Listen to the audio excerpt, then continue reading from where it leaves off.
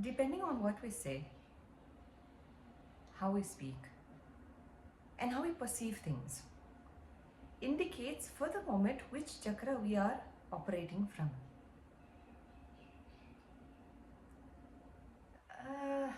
Slightly counter to, I guess, you can say commercial belief, where people believe that they operate from one chakra in particular and think that they stay there 24/7.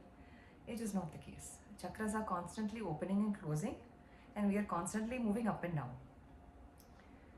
depending on whatever it is, depending on the state of our mind, what type of quality of thoughts, and so on and so forth. If you remembered something, this thing, for example, now, let's say when we are younger, we're a little bit more foolish, for lack of a better word, a little less aware. As in, we go through life, hopefully we become more aware, hopefully we are evolving more, hopefully we are understanding things a little better. So let's say we had a certain image of a situation when we were 5 years old. Now, whatever emotional reaction we had to that situation or that person came from a certain level of consciousness. At that point in time, let's say we are operating from a Muladhara. Now, the emotions are also accordingly stored there. They're accordingly also registered, and the perspective is also that, from there. Now, to understand why it is that way and what exactly does that mean, it's basically one, for example's sake, again I'm saying, again if you see the booking, Muladhara is earth. Now, the earth element in itself is not a very meldable or a unifying element. It is to a certain degree. Like clay is very unifying when you, it's very fine in its very fine form, when you add some water, but it requires water to do that unification. Otherwise, it's very fine dust that is still remains separate. So it requires a second element to bind it. Then afterwards it gets dried, but still requires fire to do that also. So it requires a whole processing, like as you come up the chakras. But before that, if you leave it as is, then it has a certain quality of separation. Now, if we're seeing things from a 5-year-old perspective, and let's say we're seeing it from the Muladhara perspective, so we see a you and we see a me, and we see something that you did that we did not like. So this I does not like the you. Separate, one against the other. Due to this, some anger will be there. Due to this, some conflict will be there. Some not so nice feelings will be there. Now, one fine day, we are older than that now, and we remember that incident, and we access those emotions again. Our emotions are stored at that level also. That particular perspective is also stored at that same level.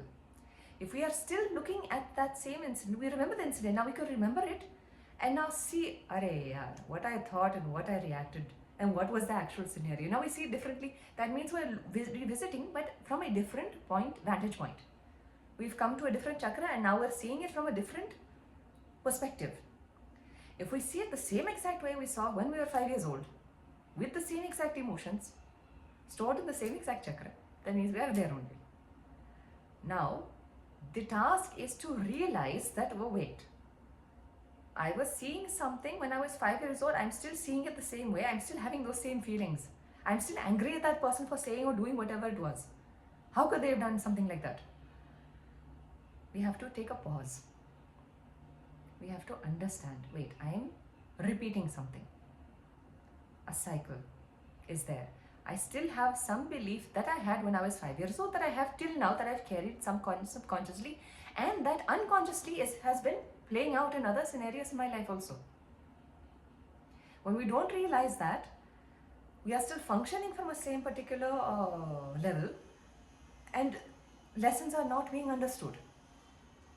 And of course, until the lessons are not understood, the lessons will keep happening.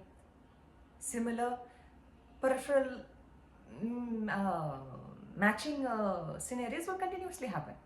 So now at that point in time, perhaps it was with a sibling or a parent. Then later on it may happen with friends or something. Then later on it happens with colleagues or something. Or something, it keeps replaying in a different context. We have to remember that if we create notions from these experiences that yes, once since I was 5 years old, this has happened.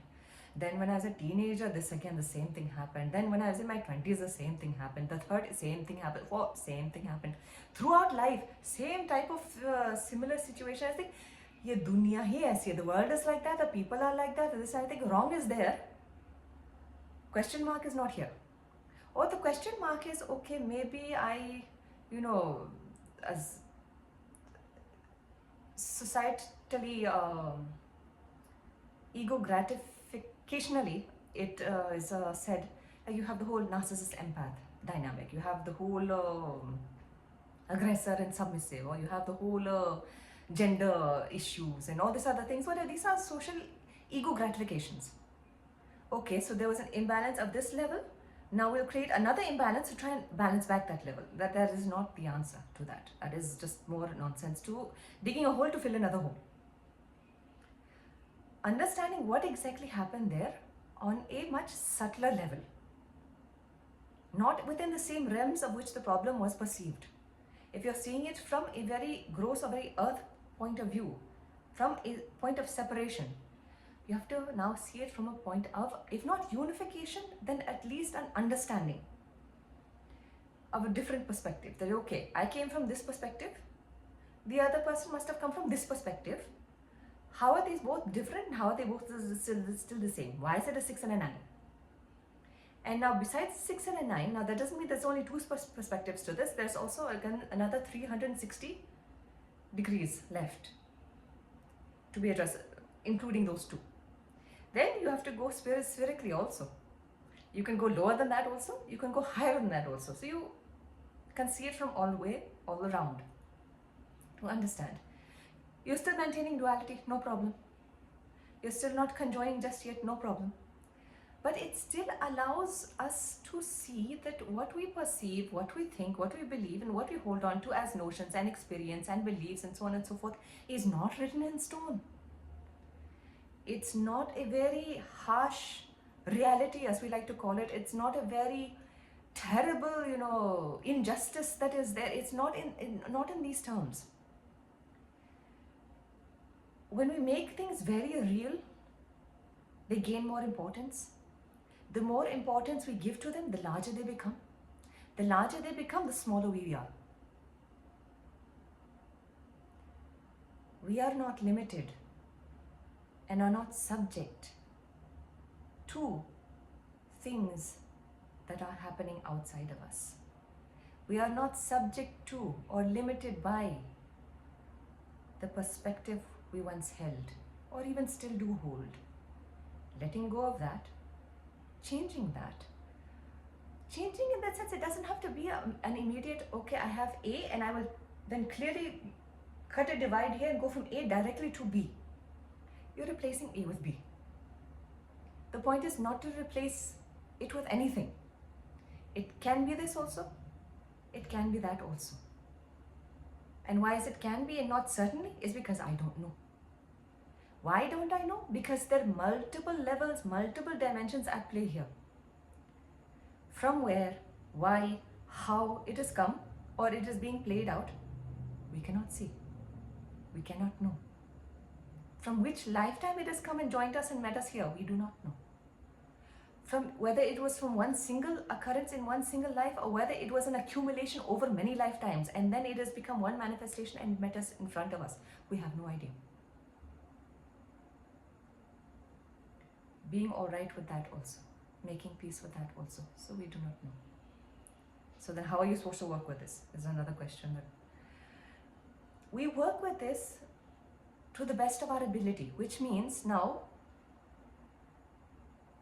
whatever is harsh, whatever is debilitating, whatever is preventing this unified self from expressing itself in its highest, most pleasant, most better form, those we must do away with. And it has nothing to do with what is out here. Here, terrible things can also be happening. But what we think of those terrible things, what we believe of those terrible things, how much history we're coming and joining with those terrible things, that's what makes the difference. For example, now we're sitting in traffic. This is Manipura one now. Manipura, very must go, must do, must accomplish, must whatever. So now we're sitting in traffic and we're not able to go. We want to go. We want to reach. We want to be on time or whatever it is. We just don't like sitting there in one place. Now, if you're coming with the irritation for that one point of traffic, it'll be at a certain level. When we conjoin all the other times we've ever sat in traffic, because again, emotions are stored there. So every single time we get irritated, every single time we want to smash someone's face because we are stuck in traffic, we don't know what to do with ourselves, we don't know how to breathe. So all this irritation, all this rage, all this anger is accumulated there. Now the Agni is also very prajulit, very word please, very strong. So now you come and now all this anger you're feeling again. In ratio, the amount of anger normally you would have felt was 1 to 1. Now you're feeling 10 to 1. 10 times the anger to the one traffic jam. It's too much, no? Body also has to go through that many chemical changes and sending out that amount of alarms. That amount of adrenaline is also being pumped. That amount of chemical imbalance is also happening. That amount of duress and stress the body and the mind and the emotions are also enduring. Not a good thing to do. It's creating more things. People end up with stomach ulcers like this. Simple. Traffic. Now, what we thought about the traffic, it's like, okay, fine. Just like me, everyone else also has to go somewhere. They also have to get somewhere. Just like me, I'm also sitting alone in my car, or if we're taking a bus, or if we're taking whatever mode of transportation, they're sitting in their vehicle accordingly to whatever they can go. And we're all in the same boat here. Because there's so many of us. That's another thing. Now the mind can take off another channel. Why are there so many people on this planet? That's a whole other thing. The mind will find something to get upset about at that point in time, if you allow it. If at that point, when we have that surge of anger, if we realize, hang on, wait, I've been angered before, I've had road rage before, I've had all this other things, whatever, this anger is not going to make the cars move any faster. Next option I do, as long as I have to sit here, I can either sit here peacefully, either thinking about something nice and pleasant, or even not thinking at all. Enjoying the scenery, seeing if a bird is coming and sitting over there, or this and the other thing, some other thing, something pleasant. God, if you can concentrate on God, nothing better than that. But if anything else you need to concentrate on that will keep you pleasant from inside, the better. Now that pleasantness will be stored there in the Manipura now. That will start smalling the history and that ball of energy stored there of anger. Start chipping away. Likewise, again, the same thing again with the Manipura, the things of the you against me and the whole separateness, whatever. So seeing it more from a different angle, it chips away at that distance and it makes it more pleasant. Swadhishthan now. Hi, I was not confident. Hi, I don't feel very good with myself. Hi, this, whatever, all these other things. This person was mean to me, or that person, whatever. I did not understand what to do and how this other stuff. Woe was me. ये मैं इतना बड़ा क्यों है? Why is this me so big? That it is subject to all. So one thing to be subject to all, that one thing has to be very big, no, to be able to address so many things. Needs to be shrunk down. The fact that we have so many expectations that the fulfillment of that self has to happen from out here is also a question mark. So as soon as we interact with someone, also we feel very bad, or we feel a little bit on the back foot, or we feel a little bit not so secure, or we don't know what to do, how to behave, this and the other. It's coming from a very self-conscious, not in a good way. It's more of an unconsciousness, lower self investment that it is. Again, pull back. देखने यहाँ पे बहुत सारा self को लेकर issues stored है. A lot of issues regarding this lower self is stored there. Whether I'm feeling bad, whether I'm feeling shy, whether I'm feeling humbled or arrogant or anything, depending on again on the status of the chakra and so forth. Too hyper or too slow or even closed. So then you notice that the nice feeling is not there. What is that not nice feeling? What is it that I am believing from this scenario? इसने मुझे गाली दी. That person said something wrong to me. Okay. He said, yeah, she said, and her mouth got spoiled. What does that have to do with me? Can be the nice comeback. But to see that or to think that, you have to be kind of thinking from here. You can't think like that from there. Because from the same level of consciousness, again, you cannot solve the problem. If you say no, the other person is saying that I am useless, I will show them. You're trying to solve the problem from the same, this thing. If you could say whatever it is, that is their problem. If they believe that, I'm sorry that they believe that. If they think that, I'm also sorry that they think that also.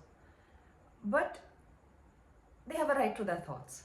And may you have better thoughts that also help you a little bit better. You quickly move on. What is it that I have to do? What is it that in my life that is regarding this self that I need to do to better? Now, whether that is on the material sense, whether that's in the emotional sense, whether that's in the psychological sense, whether that's in the spiritual sense, which are, none of these are different, by the way. For understanding sakes, there's a separation, but they're not. It's one, and it's like the rainbow. You can't say, okay, here red is finished off and now yellow has started or orange has started. It looks like as if where red merges with yellow, then that's where the little bit of orange is, with the yellow merges with the green, whatever. There's another little different color there, the green with the blue and the blue with the purple, whatever. It's a gradation. They're not stark borders. Likewise, the same thing. All these aspects of ourselves are the multidimensionality of ourselves. We cannot melt them or confine them into one or separate them into several. Now, going back again over the self-esteem part. So now, which self is it that we're questioning? The self that we think we are? So either we are the small child, either we are the insignificant employee, or we're the superior boss, or the husband or wife, or the whatever it is we think that we are. We are thinking means it is already false. We have a name for it means it's already false.